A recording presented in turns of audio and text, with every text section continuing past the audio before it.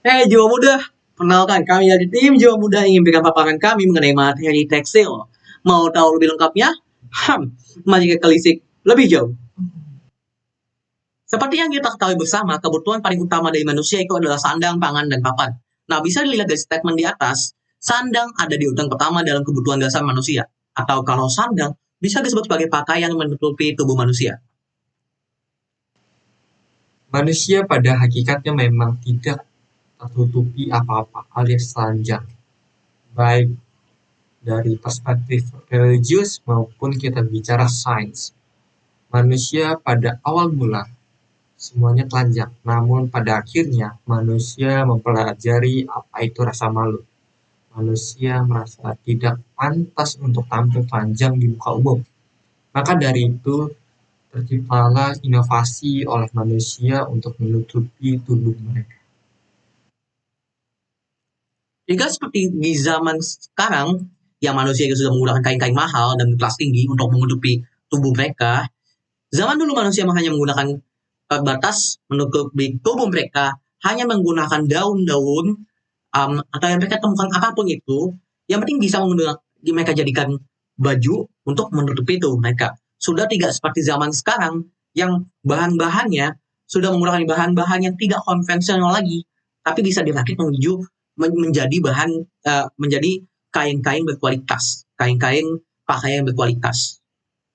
Dan kalau kita lihat intinya dari pakaian zaman dulu terbuat untuk menjadikan mereka tidak telanjang. Sedangkan kalau zaman sekarang, pakaian dibuat untuk menjadi mode. Itu yang membedakan pakaian zaman dulu dan zaman sekarang.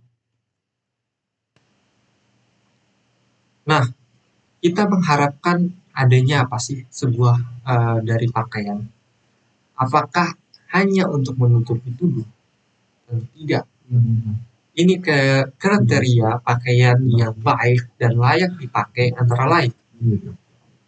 Pertama, pakaian harus melindungi seseorang dari angin, hujan, panas, dan dingin. Dan dari cedera lainnya.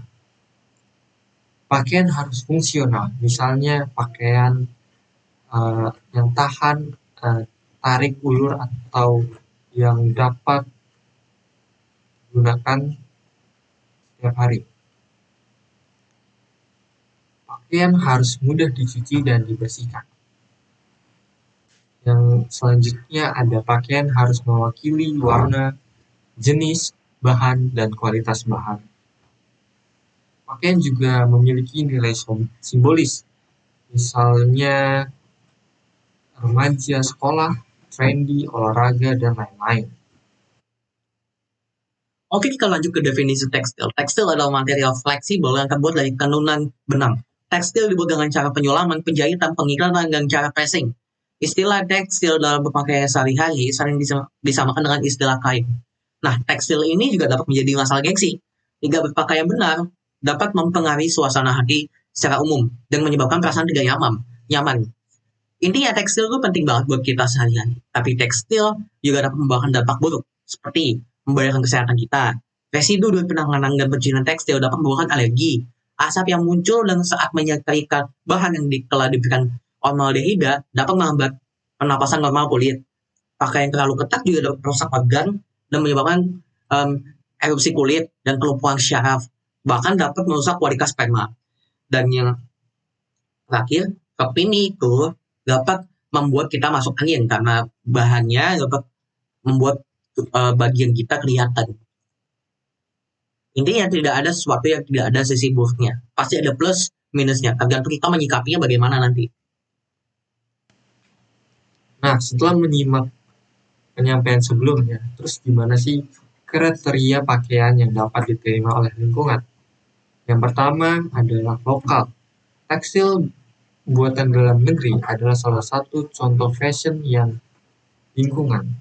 Kemudian, yang paling penting, tekstil dalam negeri itu berkualitas, tidak kalah jauh dengan buatan orang luar negeri. Dan dengan membeli produk dalam negeri, kita bisa dikatakan berkontribusi dalam memajukan produk lokal. Ingat kalau yang di iklan TV itu, cintailah produk-produk Indonesia. 2. Daur ulang. Fashion ini tidak selamanya harus menggunakan sumber daya baru untuk penciptaannya. Bisa juga menggunakan daur ulang atau material yang sudah ada, namun tidak dipakai. Yang ketiga, sustainable fashion. Fashion yang berkelanjutan, maksudnya apa sih? Kita menggunakan pakaian yang menggunakan bahan dasar yang aman, tidak merugikan lingkungan, menggunakan bahan dasar yang tidak berbasis satwa langka, asalkan fashion tersebut sudah cukup untuk menutupi tubuh dan elok dipandang. Bukankah itu sudah lebih dari cukup? Minim bahan kimia. Lebih baik menggunakan minim yang bahan kimia guna mencegah kerusakan pada kulit atau hal-hal lainnya yang tidak diinginkan. Yang kelima, fair trade. Konsumen juga tidak melulu bicara soal lingkungan, tetapi juga mengkonsentrasikan pada proses pembuatan.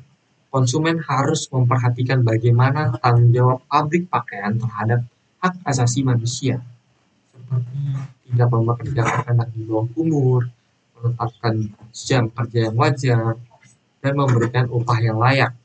Konsumen harus berpikir ulang jika ingin membeli, tetapi pabrik tidak menerapkan persyaratan yang sudah saya sebutkan. Nah, kurang lebih seperti itu paparan kami mengenai tekstil sudah kami selesaikan.